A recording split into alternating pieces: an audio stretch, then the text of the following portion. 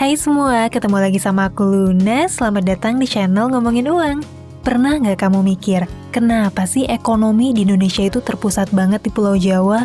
Mulai dari jumlah penduduk, lapangan kerja, transportasi, fasilitas umum sampai pusat hiburan juga kebanyakan di Pulau Jawa. Dan kota-kota besarnya kayak Jakarta, Bandung, Surabaya, dan lain-lain. Padahal coba aja, kalau pembangunan di pulau-pulau lain bisa sama pesatnya kayak di Pulau Jawa. Wah, nggak kebayang deh betapa besarnya negara Indonesia yang punya belasan ribu pulau. Kalau kita lihat di negara-negara maju, pembangunan negara tuh biasanya nggak terpusat di satu wilayah doang, tapi nyebar kemana-mana. Kamu yang mungkin suka nonton drama Korea atau Jepang mungkin bisa ngeliat ya, kalau daerah-daerah pelosok dan pedesaan di negara maju itu punya fasilitas umum di level standar, yang nggak kalah gitu ya kalau misalnya dibandingin sama kota-kota besar. Tapi kalau di Indonesia, kok kayaknya timpang banget ya? Daerah-daerah lain di Pulau Jawa tuh kelihatan jauh banget tertinggal dari sisi pembangunan dan perputaran ekonomi. Emang sih mayoritas penduduk Indonesia itu tinggal di Jawa, dengan populasi sekitar 149 juta jiwa atau sekitar 56% dari total penduduk Indonesia. Bahkan separuh dari ekonomi GDP nasional kita tuh terpusat di Jawa, dengan kontribusi sebesar 58,7% terhadap GDP. Sekarang balik lagi nih ke pertanyaan, kenapa setelah 77 tahun merdeka, pembangunan kita masih aja terpusat di Jawa? Nah, buat ngejawab pertanyaan itu, mau nggak mau kita perlu bahas sejarah panjang Kepulauan Nusantara. Karena persoalan ketimpangan antara Jawa dan luar Jawa ini tuh udah terjadi jauh bahkan sebelum Indonesia merdeka. Dimana masalahnya nggak cuma tentang pembangunan ekonomi, tapi juga masalah sosial, kondisi alam, sejarah, bahkan politik. Yuk kita bahas bareng-bareng. Yang pertama buat kamu yang inget pelajaran sejarah dulu, mungkin masih inget nih beberapa kerajaan besar yang pernah nguasain sebagian besar wilayah Nusantara. Kayak Majapahit, Sriwijaya, Pajajaran, Demak, dan lain-lain. Yang mana bisa dibilang nih, kerajaan-kerajaan besar ini berpusat di wilayah Indonesia bagian barat, khususnya di Pulau Jawa. Tapi kenapa ya peradaban besar di masa lampau ini berkembangnya di Jawa? Salah satunya itu adalah karena faktor geografis. Pulau Jawa bisa dibilang punya jajaran gunung berapi paling banyak dibanding pulau lain di Nusantara. Dengan banyaknya gunung vulkanik, tanah di Pulau Jawa itu sangat subur buat pertanian dan ketahanan pangan buat masyarakat Nusantara di masa lampau. Dengan tanah yang subur, otomatis Pulau Jawa jadi lokasi yang bisa nopang populasi penduduk yang lebih besar kalau misalnya dibandingin sama pulau-pulau lain. Nah, dengan jumlah populasi yang berlimpah ini, artinya ada banyak tenaga kerja manusia yang bisa muter roda perekonomian. Dan dengan kekuatan jumlah penduduk juga ketahanan pangan yang baik, masyarakat di Jawa berkembang jadi peradaban besar sampai jadi kerajaan-kerajaan kuat di Nusantara. Yang peninggalan sejarahnya tuh masih bisa kita lihat sampai sekarang. Lanjut di masa perdagangan Jalur Sutra. Pulau Jawa lagi-lagi salah satu pusat distribusi dan perdagangan dunia, di mana pantai utara di Pulau Jawa itu jadi dermaga-dermaga besar tempat persinggahan para saudagar dari seluruh dunia, buat beli hasil bumi berupa rempah-rempah dari wilayah Nusantara bagian timur. Saking strategisnya Pulau Jawa, VOC itu sampai ngebet banget mindahin markas pusat mereka yang tadinya di Ambon, jadi ke Batavia di tahun 1616. Dan sejak pemindahan markas VOC tersebut, Batavia jadi pusat perdagangan yang paling ramai di Asia. Karena ya semua kapal dagang hampir dipastiin bakalan singgah dulu di kota ini. Hasilnya pembangunan di Pulau Jawa juga makin pesat kalau misalnya dibandingin sama pulau lain. Ada banyak proyek pembangunan di Jawa yang dilakuin sama VOC dan juga pemerintah Hindia Belanda selama ratusan tahun. Beberapa di antaranya bisa kita lihat ya bahkan sampai sekarang. Kayak gedung kantor pemerintahan, pelabuhan di Semarang dan Surabaya, sampai infrastruktur pendukung kayak jalan, jembatan, dan jalur kereta api. Di sisi lain, di akhir abad 18 sampai awal abad 19, era kejayaan rempah mulai berakhir nih dan digantiin sama era kemasan komoditas gula dan kopi. Dan lagi-lagi Pulau Jawa jadi pemasok gula terbesar kedua di dunia setelah Kuba di pertengahan abad 19. Hal ini juga nih yang bikin pengusaha lokal Nusantara asal Semarang, namanya tuh Wee Tiong Ham, bisa jadi salah satu orang terkaya di Asia pada masanya.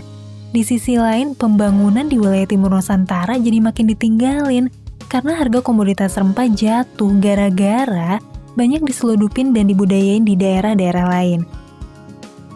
Oke, sampai sini kita udah bahas kenapa sih Pulau Jawa udah jadi pusat ekonomi di Nusantara, bahkan jauh sebelum Indonesia merdeka.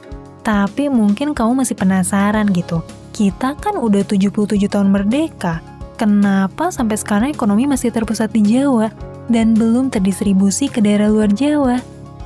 Persoalan ini sebenarnya kompleks banget ya, karena ini tuh udah terpengaruh sama situasi sosial, politik, dan juga faktor alam selama berabad-abad kayak yang aku ceritain tadi. Tapi di video ini aku coba jelasin secara garis besar ya. Pasca kemerdekaan, Jakarta itu jadi ibu kota negara karena sebelumnya udah dijadiin pusat pemerintahan sama pemerintah kolonial dan tentunya punya kondisi infrastruktur yang paling memadai kalau misalnya dibandingin sama kota-kota besar lain. Dan ketimpangan ini semakin meningkat ketika Bung Karno di pemerintahan Orde Lama bikin proyek mercusuar yang berisi program pembangunan skala raksasa di zamannya. Hasil pembangunan ini masih bisa kita lihat ya sampai sekarang, kayak Monas, Gedung DPR, Gelora Bung Karno, dan masih banyak lagi. Semenjak itu, sejak awal kemerdekaan, daerah-daerah di pulau lain masih dirundung ketidakstabilan politik dan pemberontakan, yang akhirnya bikin agenda pembangunan jadi teralihkan nih, sama operasi-operasi militer buat meredam pemberontakan daerah. Di era-era selanjutnya, ketimpangan pembangunan di Jawa dan luar Jawa makin gak terhindarkan, karena adanya efek aglomerasi industri. Efek aglomerasi adalah kondisi di mana pemusatan ekonomi di wilayah geografis yang berdekatan cenderung bikin percepatan ekonomi jadi makin cepat dan juga nguntungin. Hal ini bikin banyak investor dan pengusaha nggak mau nih ngambil risiko buat bikin proyek di wilayah lain selain Pulau Jawa. Alasannya ya jelas, dengan bikin pengembangan di Pulau Jawa, lingkungan di sekitarnya tuh udah mendukung buat percepatan proyek itu. Penduduknya banyak, fasilitasnya lengkap, akses sumber daya juga gampang. Hal inilah yang bikin investasi di wilayah luar Jawa masih rendah banget kalau misalnya dibandingin sama wilayah Jawa. Bayangin aja nih, di tahun 2021 lalu, dari seluruh dana investasi ke Indonesia, 48% tuh diinvestasi ke wilayah Jawa, dan sisanya dibagi-bagi ke berbagai daerah lain. Angka ini juga sebenarnya udah lumayan bagus kalau misalnya dibandingin sama tahun-tahun sebelumnya, di mana investasi buat wilayah Jawa lebih dari separuh. Tentunya fenomena ini justru bikin pembangunan di wilayah lain jadi makin tertinggal, karena cuma dikit nih investor yang minat di pulau lain. Ya pada dasarnya kan hampir semua investor dan pengusaha tentu pengen dong cepat balik modal dan untung, sementara investasi di pulau lain gak bisa nawarin keuntungan yang cepat. Dengan pemusatan ekonomi di Jawa, ujung-ujungnya banyak orang luar Jawa yang merantau ke Jawa, dan kampung halaman mereka jadi makin tertinggal lagi, karena penduduknya lebih milih berkarya di Jawa ketimbang ngebangun kampung halaman mereka. Jadi fenomena ketimpangan ekonomi ini tuh udah mirip lingkaran setan yang terus berkaitan satu sama lain. Nah sekarang mungkin kita heran gitu ya, kok bisa sih negara-negara maju punya pembangunan yang lebih merata? Kok kita nggak bisa sih niru gaya mereka?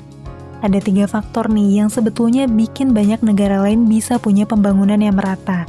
Yang pertama adalah faktor geografis, di mana bisa dibilang Indonesia kurang diuntungin karena bentuk negara kita adalah kepulauan, di mana bentuk kepulauan ini jadi hambatan besar buat bisa distribusin sumber daya antara satu pulau ke pulau lain. Sementara di negara-negara maju, kebanyakan daerah mereka bukan kepulauan besar kayak kita.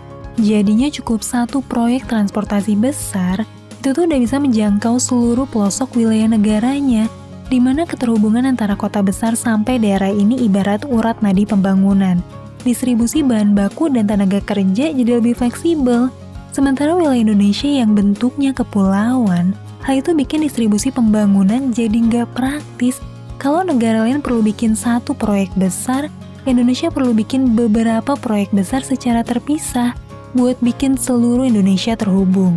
Yang kedua, perlu ada ketegasan dari pemerintah nih buat mau dan rela untuk mulai pembangunan di daerah-daerah, dan siap menerima konsekuensi kalau jangka waktu balik modalnya itu emang bakal lebih lama.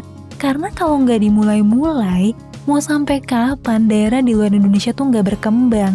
Disinilah perlu ada pemisahan bahwa pengelolaan negara nggak melulu harus didasarin kepentingan bisnis dan keuntungan dari investasi. Dan pemerintah di banyak negara maju bisa dibilang mereka tuh rela ngambil risiko ini, di mana pemerintahnya rela menggalakkan pembangunan daerah tanpa terlalu mikirin keuntungan jangka pendek. Salah satunya adalah gerakan pembangunan daerah Korea yang dinamain Semul Undong. Ada juga gerakan transformasi desa di Cina yang bisa nyulap banyak daerah dan desa jadi kota industri kelas dunia, kayak Shenzhen dan juga Guangzhou. Dan faktor yang ketiga adalah perencanaan matang jangka panjang yang bisa dibilang belum terlaksana dari pembangunan yang udah dilakuin di beberapa daerah. Faktanya ada banyak banget pembangunan fasilitas yang nelan biaya sampai triliunan rupiah di berbagai daerah, tapi nggak didasarin sama pertimbangan jangka panjang. Seringkali pembangunan itu cuma dipicu sama momentum jangka pendek, tapi nggak dipikirin nih faktor kebutuhan jangka panjangnya. Beberapa contoh fasilitas pembangunan yang malah sepi setelah diresmiin tuh ada Bandara Kertajati di Majalengka, yang nelan biaya 2,6 triliun rupiah, tapi nggak nerima penerbangan komersil sejak tahun 2020. Terus ada juga Bandara JB Sudirman di Purbalingga, yang belum ada jadwal penerbangan, padahal udah ngabisin 350 miliar rupiah. Ada juga LRT di Palembang yang dinilai relatif sepi penumpang. Padahal proyeknya tuh besar banget, sampai nguras biaya lebih dari 10 triliun rupiah. Nah, itulah beberapa faktor yang masih jadi PR besar buat banyak pihak untuk bisa ngewujudin pembangunan dan ekonomi yang merata di Indonesia.